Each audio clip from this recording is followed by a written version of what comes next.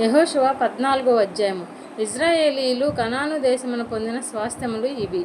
మోషే ద్వారా యెహోవా ఆజ్ఞాపించినట్లు యాజకుడైన ఎలియాజరు, నూను కుమారుడైన యెహోషువయు, ఇశ్రాయేలీయుల గోత్రముల యొక్కయు పితరుల కుటుంబముల ప్రధానులను చీట్లు వేసి 9 మంది గోత్రముల వారికిని అర్ధగోత్రపు వారికిని ఆ స్వాస్థ్యములను పంచిపెట్టిరి. మోషే 2 గోత్రములకును అర్ధగోత్రములకును యొర్దాను అవతలి స్వాస్థ్యములను ఇచ్చి ఉండెను.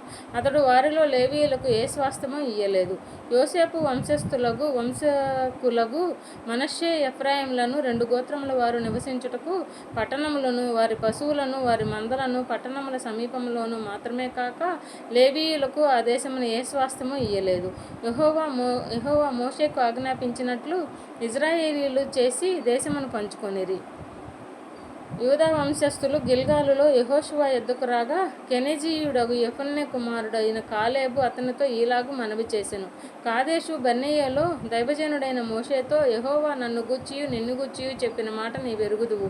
దేశమును వేగుచూచుటకు యెహోవా సేవకుడైన మోషే కాదేషు బర్నేయలో నుండి నన్ను పంపినప్పుడు నేను 40 ఏండ్ల వాడను. ఎవరికినీ భయపడక నేను చూచినది చూచినట్టే అతనికి వర్తమానము తెచ్చితిని. నాతో కూడా బయలుదేరి వచ్చిన నా సహోదరులు జనులు హృదయములను కరుగచేయగా నేను నా దేవుడైన యెహోవాను నిండు మనస్సుతో అనుసరించితిని.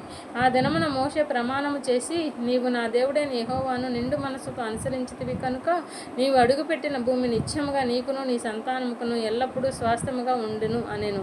యెహోవా చెప్పినట్లు యెహోవా మోషేకు ఆ మాట సెలవిచ్చినప్పటి నుండి ఇశ్రాయేలీయులు అరణ్యములో నడిచిన ఈ 40 ఏండ్లు ఆయన నన్ను సజీవునిగా కాపాడి ఉన్నాడు. ఇదిగో నేనిప్పుడు 80 ఏండ్ల వాడను. మోషే నన్ను పంపిన నాడు నాకెంత బలమో నేటి వరకు నాకంత బలము. యుద్ధము చేయుటకు గాని వచ్చుచూ పోవుచూ నుండుటకు గాని నాకెప్పటి ఎట్లు బలమున్నది. కాబట్టి ఆ దినమున యెహోవా సెలవిచ్చిన ఈ కొండ ప్రదేశమును నాకు దయచేయము. అనాకీయులను ప్రాకారము గల గొప్ప పట్టణములను అక్కడ ఉన్న సంగతి ఆ దినమున నీకు వినబడెను. యెహోవా నాకు తోడై ఉండిన ఎడల యెహోవా సెలవిచ్చినట్లు వారి దేశమును స్వాధీనపరచుకొందును. యెఫున్నె కుమారుడైన కాలేబు ఇశ్రాయేలీయుల దేవుడైన యెహోవాను నిండు మనస్సుతో అనుసరించిన వాడు గనుక యెహోషువ అతన్ని దీవించి అతని హెబ్రోను స్వాస్థ్యముగా ఇచ్చెను. కాబట్టి హెబ్రోను యెఫున్నె అను కెనెజీయులైన ఈయన కుమారుడైన కాలేబునకు నేటి వరకు స్వాస్థ్యముగానున్నది.